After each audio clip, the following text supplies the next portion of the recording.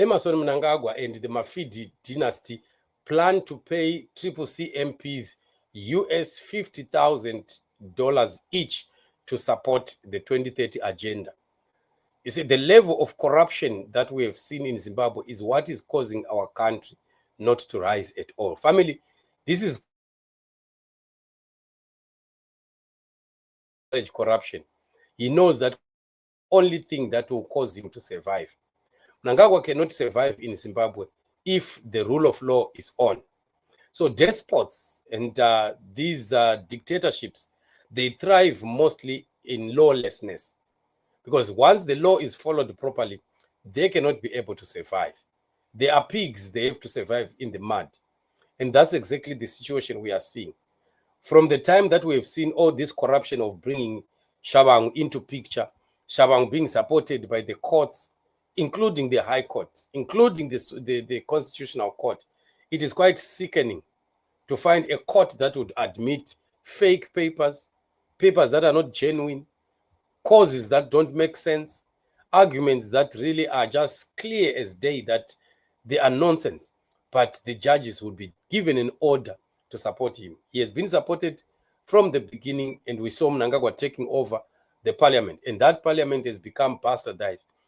In the few days, we have been talking about the Precab farm meeting where all of those MPs were taken to Mnangagwa's private farm, and we understand they were given US $5,000 each there, and they endorsed that Mnangagwa should be there forever and ever. After that, now we are hearing again a report that is saying the plans are in place to support, to rather bribe the MPs with 50,000 US dollars that they are going to use with to make sure that these so-called MPs are going to support the 2030 agenda. So obviously they are going to take the money as long as they've taken the first 5,000. In fact, just agreeing to go to Mnangagwa's farm, then taking the 5,000 automatically means that they are going to be taking the 50,000, which means they are definitely going to just vote with the ZANU-PF and support that idea. So we are still yet to see whether they are going to go the referendum way, because the referendum way is quite challenging for Mnangagwa, and the possibility of him wanting to run away from the referendum is very high. He might just want to amend and say we are amending just to push the elections and not touch the issue of extension of the presidential term itself. So once they do that, they can try and maneuver the way out. But we are watching to see what is going to happen, because the referendum itself is going to be a mammoth task for Mnangagwa, even if the parliament can vote and say they want him to continue. So this is what is happening.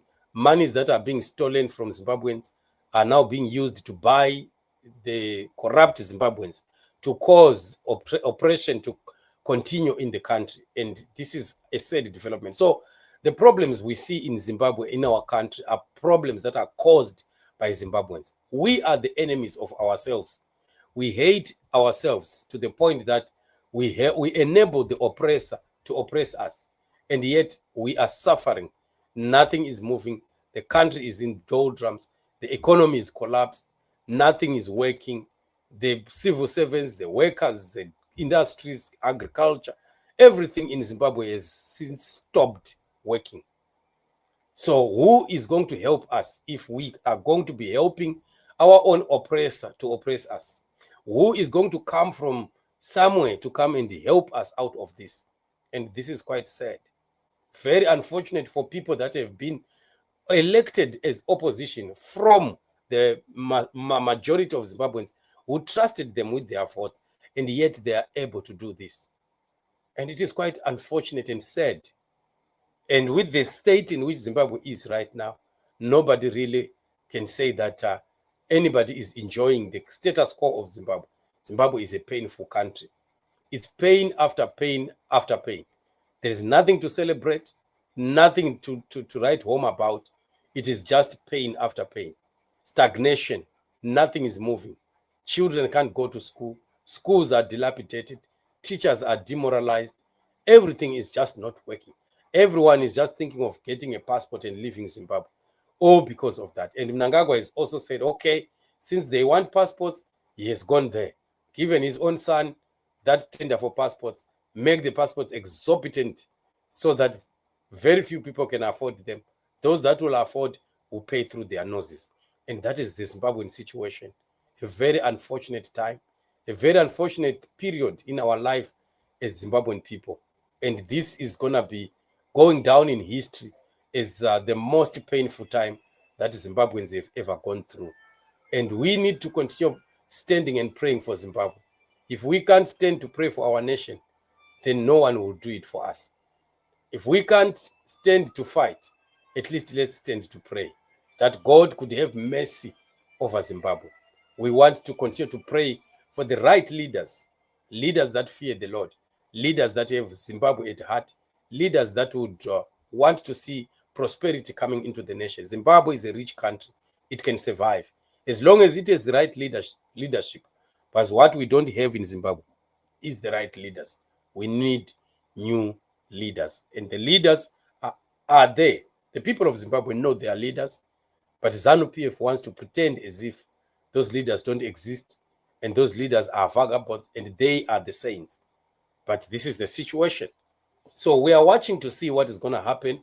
But obviously, I can tell you, I can assure you that this is going to happen exactly as we are saying it. They are going to bribe these people. They'll be given that money and it's going to happen and no one can stop it. Shame. It's a shameful thing that we continue to see happening in the country. It's a thing that has continued to cause life to be very difficult for ordinary people in Zimbabwe. So the Mafidi dynasty has pledged to pay opposition MPs 50,000 each to support Mnangagwa's bid to stay in power beyond 2023. They were told if they beg the postponement of elections in 2028, the longer they will stay in parliament as MPs. So it's all about themselves now. It's a selfish move. It's about the stomach. It's politicians of the stomach. It's no longer about the people, the life of Zimbabweans, the life of ordinary Zimbabweans. Very, very sad. And we need to get rid of these MPs once and for all. These people must never, ever again come near our politics in the future. Zimbabweans have learned the hard way. This is painful and sad, but victory is coming. Let's continue to pray. God is in it. One day, our country is going to be free.